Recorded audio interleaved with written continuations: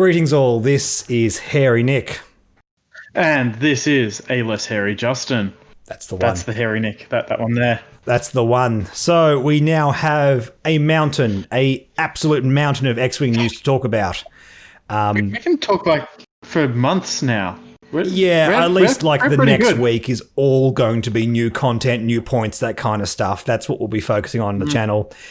It's kind of nuts. I mean, we knew there was going to be the in-flight report. We knew there was going to be a separate X-Wing stream. I didn't expect all this content for the current wave and the next wave as well. Although it's kind of cool because we've gone so long without. Well, I kind of feel like we actually got more information off the next wave than we did this wave coming up. I mean, I suppose so. Technically, one of the ships that we're going to be talking about today is actually in the next coming wave. So Wave 7 actually has the TIE Brute. 7.2 or something like that? 7.2, yeah. 7.5.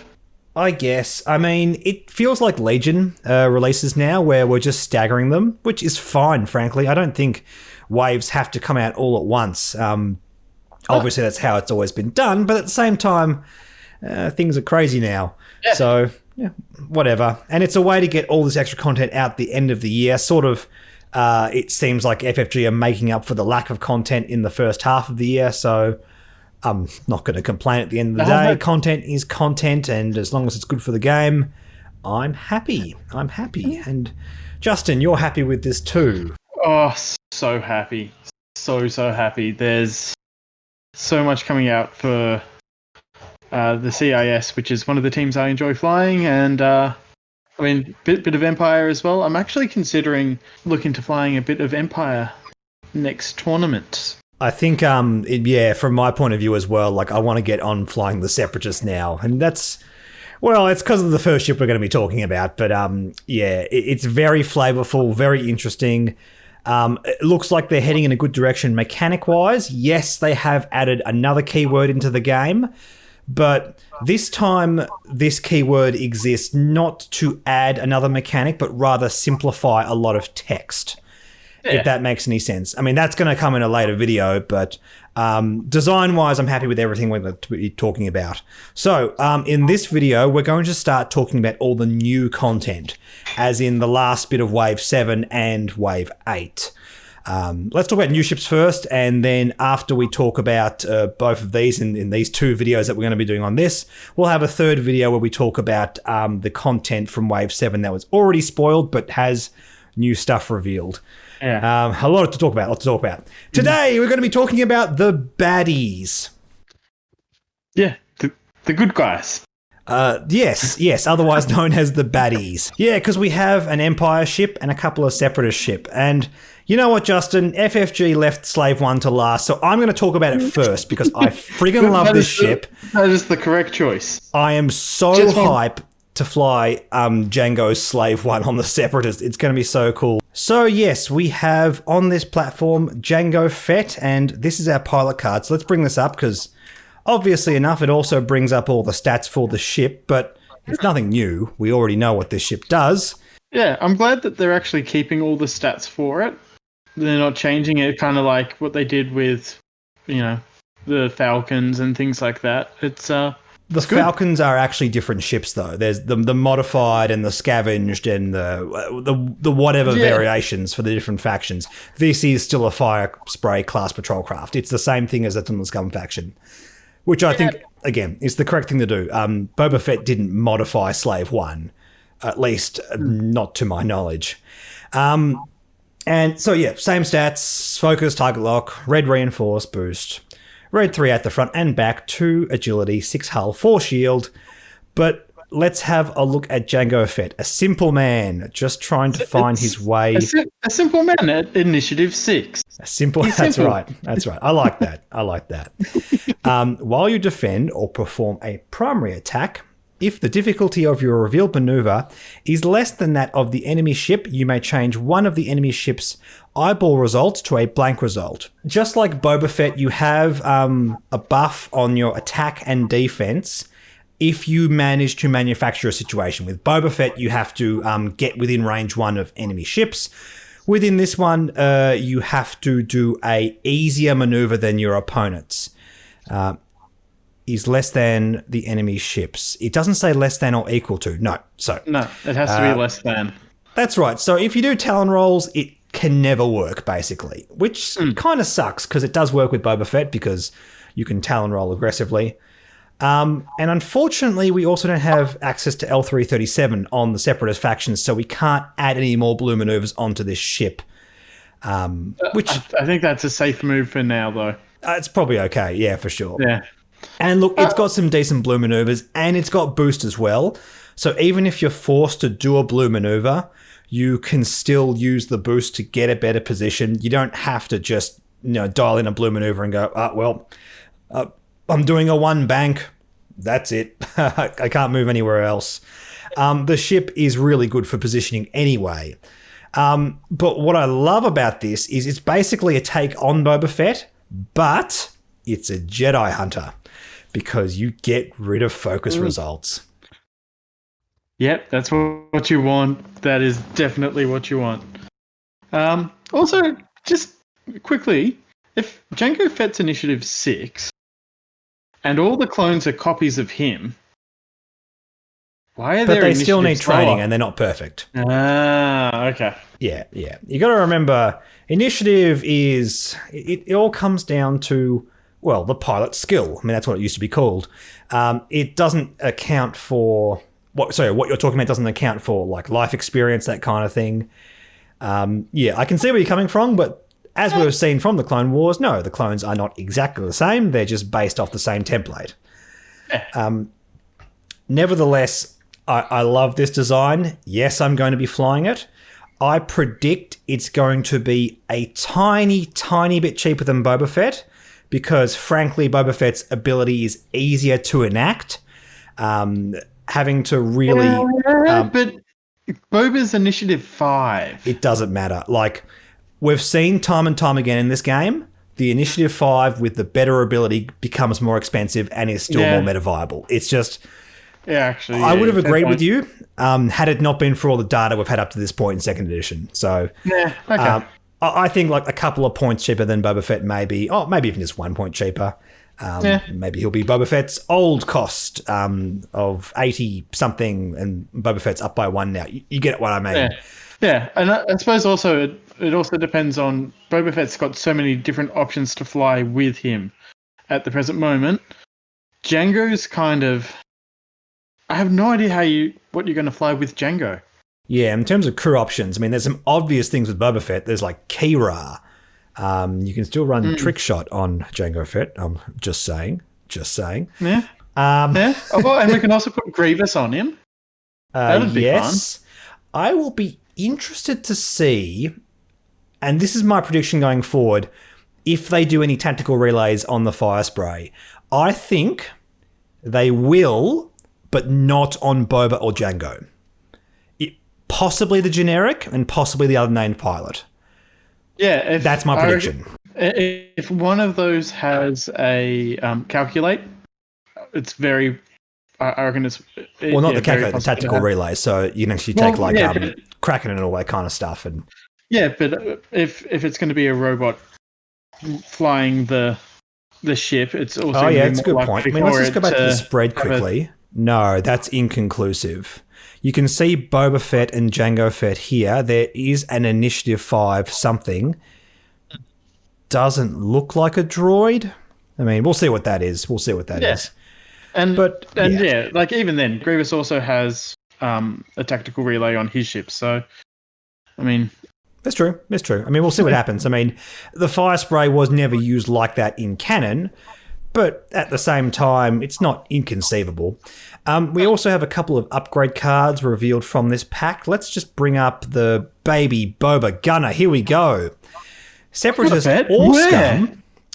or Scum, while you perform an attack, if there are no other ships in the attack arc, that's enemy or friendly, you may change one of your eyeball results to a hit result, which is really, really nice. It sort of feels like what Boba Fett's doing in the Scum faction, where it's really aggressively hunting. Again, it's related to positioning, so thematically it does fit. In terms of what we're putting it on, I mean, it's good on it's just good. I don't think it's specifically good on Jango Fett. Thinking about scum ships, it can go on Dengar, because now Dengar's got a gunner. Yeah. Does Nim have a gunner? Yes, with or without the title, one of those. You get the gunner. Yes, that's true. Now the YV666 has a gunner. Y-Wings, I mean, sure. That's interesting on a Y-Wing.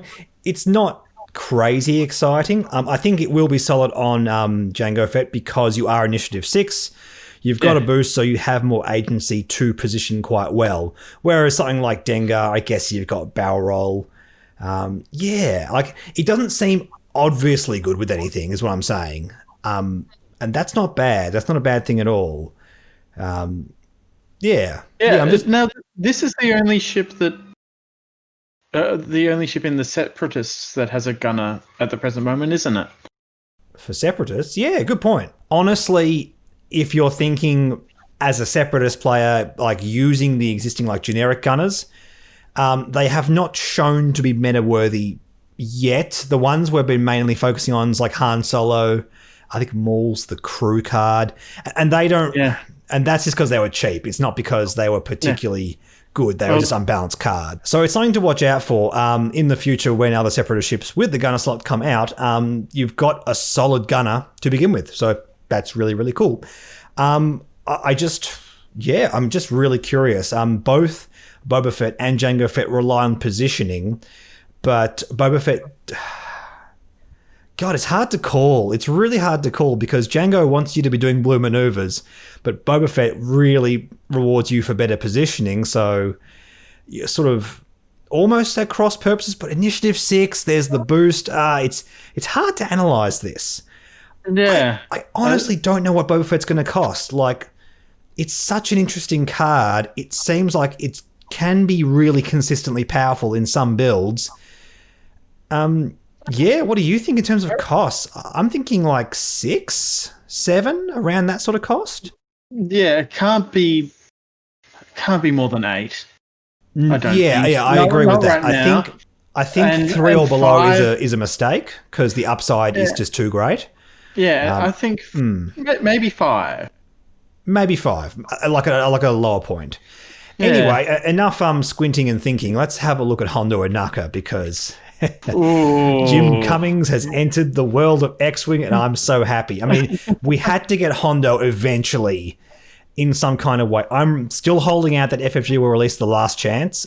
His Lambda class shuttle with the big pirate flag on the side. Yeah. Or just the giant, UFO disc things. That'd be cool. Yep, all kinds of stuff. Hondo is so cool, and yeah, just any iteration he can get in the game will make me smile. Yeah, first unit crew that is non-faction specific. In first edition, we had Boshek, which was like a similar kind of thing where there was like weird bumping positioning mechanics. First edition, I don't care, I remember. But Hondo is really, really cool. It brings some of like the risky sort of scum stuff to all the different factions, but manufactured right, it's upside. Action, choose 2 ships at range 1 to 3 of you that are friendly to each other. In other words, 2 enemies or 2 allies. Coordinate one of the chosen ships, then jam the other, ignoring range restrictions. So, in other words, you're either giving one of your friendly ships an action or you're giving one of your opponents a jam, and you're giving yourself a bit of downside or your opponent a bit of upside as a cost for that. And that's so interesting. Yeah. It's so interesting. I'm just trying to think, like, would you put it on a high initiative ship or would you put it on a low initiative ship? Low initiative. This is support big time. I can see, for example, this being a staple on the Falcon Escapecraft on Scum, for example. Could even be okay on the Fire Spray, but the Fire Spray doesn't want to lose its actions. I could see this being very useful on a TIE Reaper. I could see this being very useful on the Resistance transport, maybe even the G class. Yeah. I dig it. The one thing I'll say about this is I think choosing 2 friendly ships, being able to coordinate a friendly, like stapling a coordinate onto any ship with a crew is awesome. And the downside of having to jam one of your own ships is manageable. I can't imagine too many situations where you'd want to jam an enemy ship in order to coordinate another one. Giving your opponent an action seems like a massive cost. I mean, what do you think? That option can be mitigated by just choosing if you give it to a stick or to the escape craft. That's true. That's true. You obviously give it to a bad ship. Yeah. Still, it still seems like a legit downside. Even like a TIE fighter getting a focus token is good. It's really good. That can swing a result right there. Focus and lock on one turn. I mean, for a jam, I mean, there's going to be the Dreamland scenario where you jam Sunterfell with one focus token and you coordinate a TIE fighter. That's not going to be the reality most of the time, though. I can see that part where you're doing it to your opponent's ships, I think is going to be hard to manufacture. But I will say, coordinating a friendly ship at range 3 is legit. That seems really, really good. I don't care if I have to jam a friendly ship. There are plenty of lists where I can manufacture a situation where that's just okay. Like, I'll just take that hit. I'll jam my piece of crap skick, or even some ships that can just hoard tokens, like the Moldy Crow with a pile of focus tokens. Oh, well, there goes one of my 4 focus tokens, or max 3 or whatever it is. Yeah. Yeah. Okay. That's the whole thing. At the end of the day, I always come back to this when I'm talking about the way we balance things, but you have more agency over what you fly than what your opponent flies, so just be aware of that. Nevertheless, I'm sure Hondo is going to do something in the meta somewhere. Just imagine like that perfect Dreamland and you get it captured on a game table and you just see it go boop boop, and like that wins you the game. You're just going to be like, he's worth whatever amount of points he's going to be worth. The thing about Hondo is, yes, there are really bad scenarios for this kind of effect, but the ceiling is so high. And he can go on any faction, on any ship with a crew slot. It's got to work somewhere. It's got to work somewhere. Yeah. Man, this expansion looks really, really cool. I'm so hyped for Jango Slave 1. Let's talk about the Tri-Fighter. We do actually have a droid here as well. Now they did say that this thing is going to be worth a little bit. I don't care. Oh, look, 333. This is interceptor stats. That's absolutely fine. And yes, they were talking about different variations. Now, there was chat about one of them not having network calculations, which is weird because you could change network calculation. Yeah, that makes way more sense because you can see here on the spread that they all have network calculations. So one of these upgrade cards, it's probably like configuration on the bottom right-hand corner. That this ship loses network calculation and gains. I don't think it's going to be that one because that's the Intercept Booster. Oh, it is too, isn't it? Yeah. So it's going to be something else. But which is why they showed off DIS T81 because he literally has network calculations twice on himself. Yeah, which is really awesome. Yeah. I like that. I keep thinking whenever I see something like this, where like in a game, not just X-Wing, like Magic as well, where the same block of text is repeated. It's like, couldn't they have just simplified this? No. No, this is literally the best way of writing it out. Yeah. So yeah, this guy is probably going to have that other card stapled to him because you want to have 2 different options depending on how much the points it costs. I think double network calculations is pretty legit, actually. Yeah, but can you use them both? Or can you only use one? I would say probably, definitely if it wasn't an Initiative 4. That's what's giving me pause for thought. If it was Initiative 5 or 6, I'd be going, yeah, just double network calculations just sounds amazing. But in terms of being like a heavy hitting ace, it might be a bit trickier. In any case, now the card's in front of us. Let's talk about the rest of all the stats and everything. Yep. Calculate, evade, target lock. We have barrel roll to red evade, boost to red calculate, and 3/3/3 attack, agility, and hull, which is, yeah. This is strong. This is really strong. We can also see back on the spread that we're going to be getting the Discord missiles with it. Indeed, we will. Also, we do have the dial here. Just having a quick squiz at this. I know it's hard to see, but we can make it out. Very, very nice dial. Pretty close-ish to like a TIE Interceptor. Yeah, if I remember correctly, it had one... one Talon rolls, it does. I can see it here. And the 5K doesn't have like the straight line of blues like the A-Wing and the Intercept has, but geez, it's not far off. It's not far off. 1-speed Talon rolls is so aggressive. So yeah, the dial looks really good for this ship. Very Interceptor-esque. Yeah, for sure. I think points-wise, we are looking somewhere slightly cheaper than a TIE Interceptor. I don't know if those costs off the top of my head, but the dial is slightly worse and it doesn't have double repositioning, and that's not insignificant. Yeah, I was thinking it's going to be slightly more expensive than the Belbalob. Yeah, I can see by that. A bit. I can see that for sure. But the fact that this is an Initiative 4, I'm really looking forward to putting this on my 4 of 4s. Indeed. Yeah, should be really tight. If I can get the points sitting properly.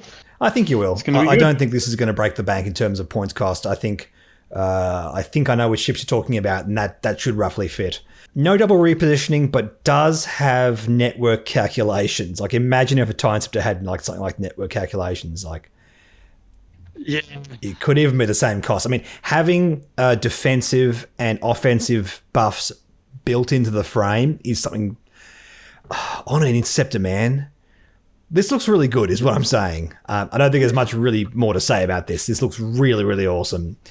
Yeah, I'm definitely going to be getting at least 2 of these. For sure. Like, not as splashy or as exciting as the other ships we're having a look at, but in terms of like helping fill out the faction, this is going to be really cool in the Separatists. Finally, let's just talk about one of the configurations that we can put on this card, the Intercept Booster. Indeed. It comes with 3 removing charge counters. Yeah, that's 3 means, depleting charge counters. Depleting, and it also adds a slam into a red target lock. That is intense. That's right. During the system phase, gain 1 disarm token unless you flip this card. At the end of the end phase, if you have no charges, flip this card. So, this is tricky because it allows you to go ham at the start of the game. So you can slam and attack. No, because you'd get a disarm token regardless. Yeah. But the good thing is, if you do that, you just get 2 disarm tokens to get rid of both of them. So that's not so bad.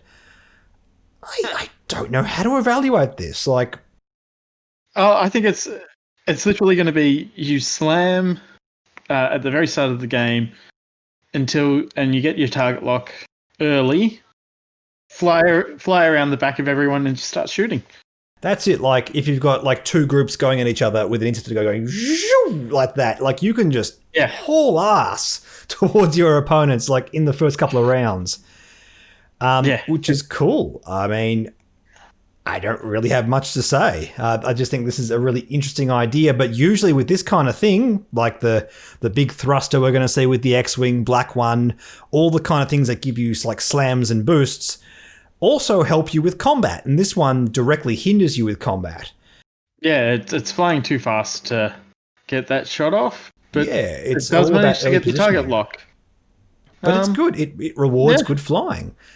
I just like the reason I'm confused is I don't know what this is going to be costed at. I mean, I don't know how good the ship's going to be or what the ship's going to be costed at, so it could be one of those things where it's factored in.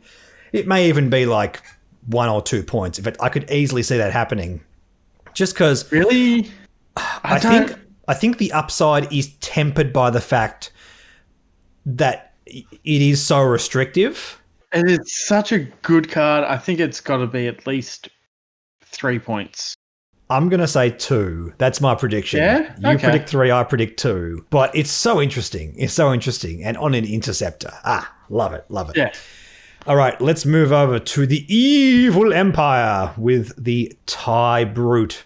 Hey, Justin, we finally got that weird ship from Solo. Oh, see, like, you keep bagging Solo. I like Solo. No, Solo's fine. I just think it's so bizarre that we got this so late after Solo.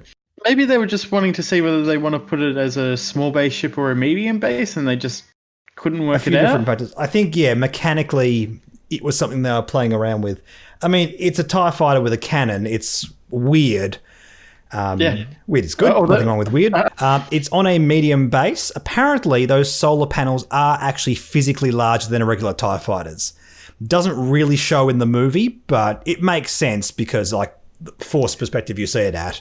Yeah. And now also apparently that cannon that they've got there will be able to be repositioned. Indeed, like the physical model, which is really, really cool. So you could theoretically, if your opponent's cool with it, not have the little indicator on it. I think for tournament play, you should probably do both, but it's cool that you have that option. And also they talked a bit about like what that cannon is. It's actually a droid. It's almost like they have an astromech built into their ship, which is really, really cool. Which is why if you have a look on the pilot card itself, let's just bring some of those up. Next to rotate turret, you have a red calculate, which is really, really cool. It means you can rotate it backwards and modify your dice in the same turn. Apart from that, on this, we have focus, reinforce. Reinforce as white's really cool on a medium base.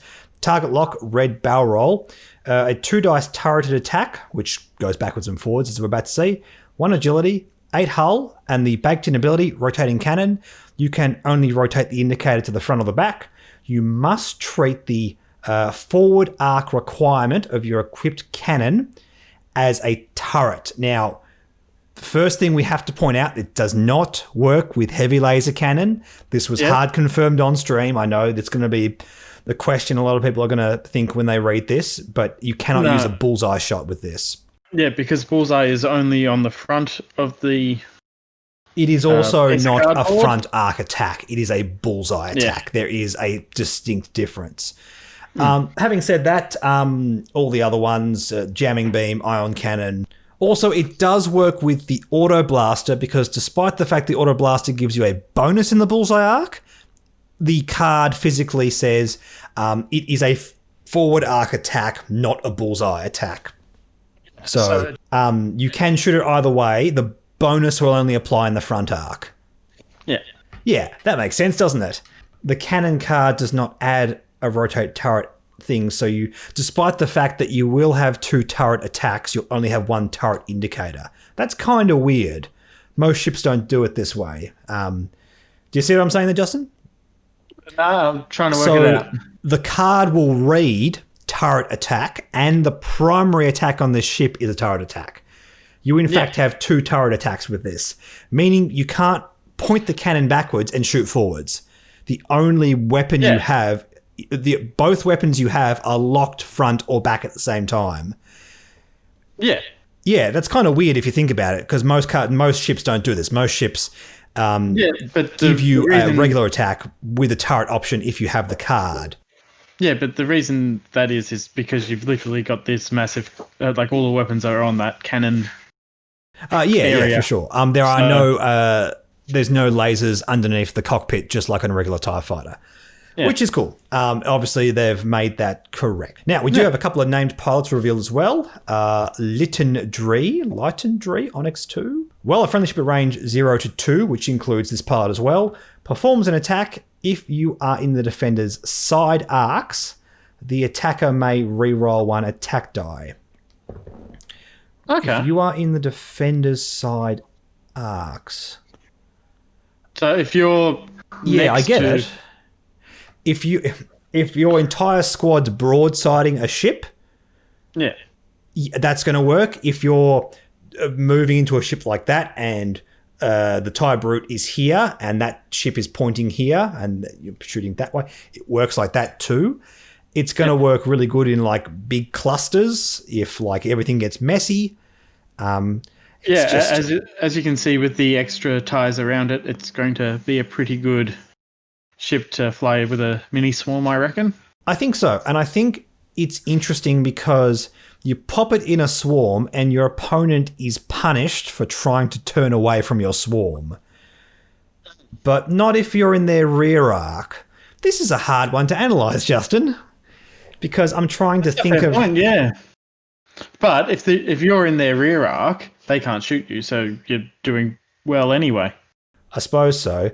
It's not like Howlrunner, where you just get rerolls. Yeah. I guess you could combo with Howlrunner, get multiple rerolls. That seems pretty cool. Yeah, that's what I was thinking of doing anyway. Yeah, put this with Howlrunner and a bunch of Academy pilots.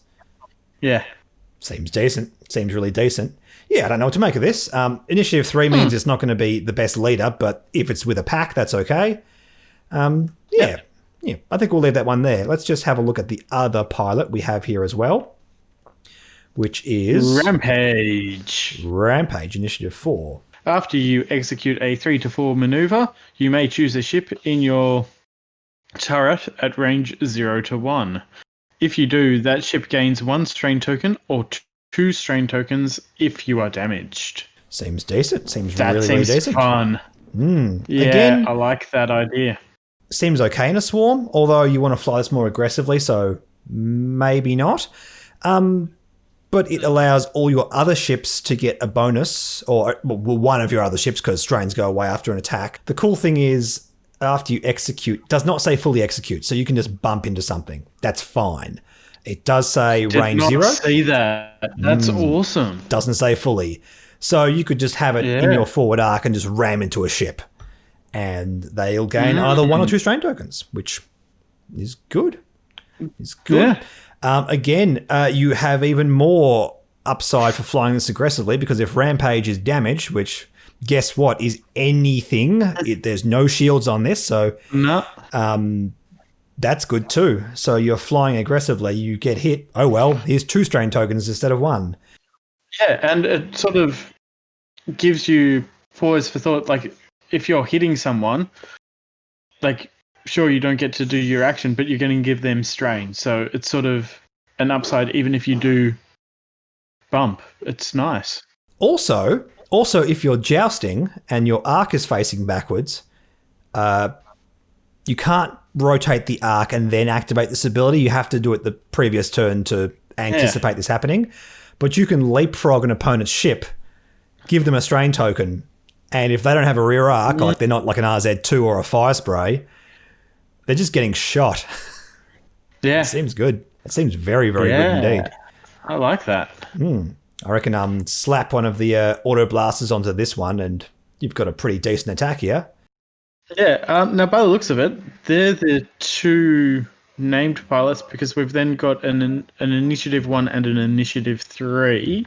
Yes, we do. Well, the Initiative 3, I think, was shown off on this spread that turned up on Asmodee's website. Yes, that's correct. Yeah, that was a Squadron Sentry. Squadron Sentry and something else. So we have both our named pilots, and we know there's a Initiative 1 and 3 generics. So that's all the information we have. One last thing, we do have the dial for this as well. Let me just zoom in here so I can see it. Dial seems decent. We have the full block of 1, 2, 3 straight bank and hard turns. It's always powerful, even if we have a lot of red in there. Both the 1 and 3 turns are red. Also 3, I think they're Talon rolls. This is a bit pixelated, so I can't see much better than that. And the 1, 2 straight, as well as 2 banks are blue. So, yeah. And, I mean, that's going to be good for Rampage, having access to all the Speed 3 choices. Absolutely. Also, it's not really per se a TIE fighter, but then again, TIE fighters aren't like on a medium base, so it's going to fly very differently. It's going to be interesting trying to keep it along a TIE swarm. Being a medium base, it's always sort of moving half a distance different to everyone else, so just something to think about there. We also have one of the 2 configurations that comes with this. There's Maneuver Assist MGK300. We also have a Target Assist variant of this as well. Don't seem to have that revealed, although You were just saying you may have seen it somewhere. Lots of different sources for this information. They're not all coming out of the same place. So much stuff coming out. Yeah, right look, now. If we find it after this video has been recorded, I'll pop it in the next one. In any case, reduce the difficulty of your speed 3 straight and bank maneuvers, which is fantastic in the obvious place. Yeah. On Rampage. Yeah, the fact that it gives you a barrel roll. It's very good. Very, very good indeed. Barrel roll on a medium-based ship is no joke. No. It moves. It really tears. Yeah. Fantastic. And also the white calculate.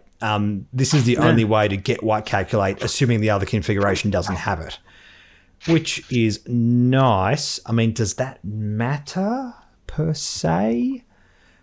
Is there any reason why you want to calculate? There's no droid combinations on the Empire. It's not like Scum or Separatists where there's actually upside to calculating over focusing. I think if there is an upside, it's if you focus and then somebody coordinates your ship, you can calculate. Yeah. It's a redundant focus ability. So this is where Hondo Ohnaka is going to come into play. That's it. This is the secret tech we were looking for. The ability to calculate on the TIE Brute is what's going to make Hondo Ohnaka shine. Sure. Let's go with that. Yeah, why not? One more card we have to reveal from this is Ion Limiter Override, which is a card we're getting in this ship, also in a Republic ship, which we'll talk about in the next video. It is for TIEs only, and it's a talent. And before we talk about anything else right now, in first edition, we had Twin Ion Engines Mark II, which was just something that fixed some of the maneuvers, which was a TIE card as well.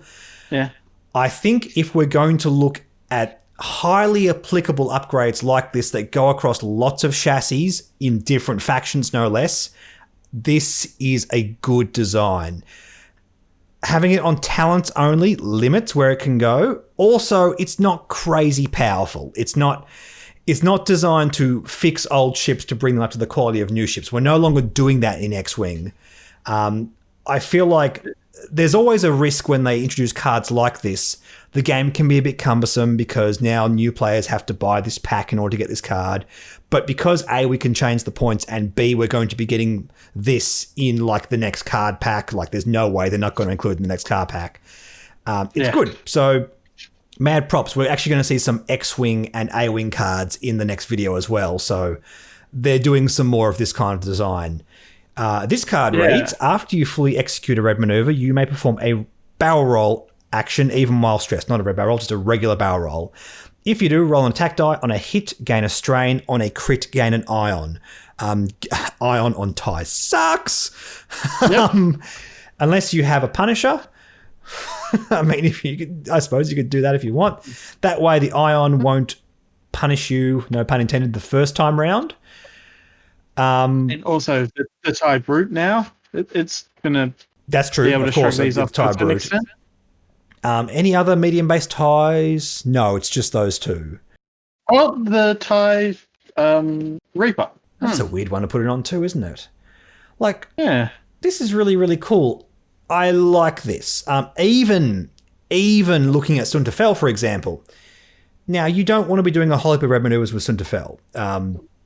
A lot of pro players will tell you that. You want to try and avoid that where possible, but you do it when you know you're going to be safe. But even so, with like Sunterfell, the ability to barrel roll is tantamount to positioning. A, it can get you out of an opponent's shot, and B, it can activate his ability. So it's legit. Even on the high... Would you rather this, or would you rather Predator or something like that? Well, I'd rather Trick Shot, Justin. I mean, you know what I'm like. But... well, Sunterfell doesn't usually take talents as far as I'm aware. Yeah, that's true. Like Predator is the one he usually looks at. But something like this, like I like the restrained design. I like the applicability. I like that it works on low initiative and high initiative. It doesn't feel like a fix. It feels like a different approach to flying. And I want to reiterate this. I think this kind of design, it looks like FFG really learned their lesson when it comes to cumbersome game design that just makes the game harder and harder to access. This feels fine to put on all TIE fighters and all TIE variants, full stop. So I'm super happy with this. Tybara could have a lot of fun with this. We've got a relevant initiative 5 and 6 pilots that have both gone down in points. So is this thing going to be point costed for initiative? It's got to be. You would assume? Think so. I say apprehensively. Yes, I think so. Because on initiative 6, this is no joke. You usually have flown last, so that barrel roll is worth its weight in gold. After doing a red maneuver, the ceiling is way too high on initiative 6. It's so good. The fact that Sunterfell can arc dodge after a red maneuver. I'm also just thinking... I'm scared now. I've scared myself, Justin. Yeah, I'm thinking on the Tybaran with... I'm just thinking about this with Major Vonreg, because he's also got that ability of... That's right. The repositioning himself, but that's right. Not have repositioning to use matters when your position matters. Yeah. I like it. And I like that you have to be a specifically talented pilot in order to override your ion limiters. It's like a button that the Academy pilots are not allowed to press. It's the boost button on all the Fast and the Furious cars. And the MIB car. We were just talking about MIB before this as well, and what great movies those are. Like, don't press the little red button. That's right. That is the moment where Will Smith got his talent slot. Okay? That's what's going on here. That is literally what's being depicted in the... You can't see it because he's under the helmet, but that's Will Smith, is what I'm saying. Justin, I think we've been recording for too long because I'm saying really dumb things now. At this rate, we're going to be talking longer than FFG spoke about it, so... Let's wrap this one up now. In the next video, we're going to talk about the good guy ships, the noble resistance, and etc., etc. Thank you so much for watching. Don't forget, like, subscribe, comments, social media, all down there in the description box, and just click on the thing and leave a comment, and it makes the algorithm really happy with us and makes us really popular with the YouTube people, which is just what I want. It's just what I want, really. That's just what we want for the channel. Also, we have a Patreon Discord, so if you want to join us on the Patreon and talk on the Discord about all this new stuff, join in some of the tournaments we're organising over there. Again, the link is down in the description. But we will catch you in the next video. Bye.